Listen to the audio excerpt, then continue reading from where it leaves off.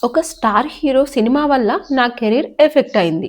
అందుకే టాలీవుడ్‌కు దూరం అయ్యానంటున్న రకుల్ ప్రీతి సింగ్. ఇంతకీ ఏంటా సినిమా? ఆ సినిమా రకుల్ కెరీర్‌కి ఏ విధంగా ఎఫెక్ట్ అయింది?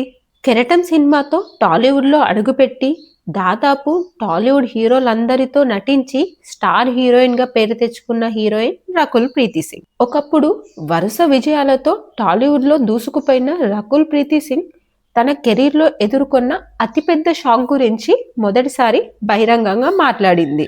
ఇటీవల ఒక ఇంటర్వ్యూలో రకుల్ మాట్లాడుతూ సూపర్ స్టార్ మహేష్ బాబు హీరోగా వచ్చిన 'స్పైడర్' సినిమా ఫెయిల్యూర్ వల్లే తను టాలీవుడ్‌కి దూరమయ్యానని చెప్పింది. ఈ వ్యాఖ్యలు ఇప్పుడు సినీ ఇండస్ట్రీలో హాట్ టాపిక్‌గా మారాయి.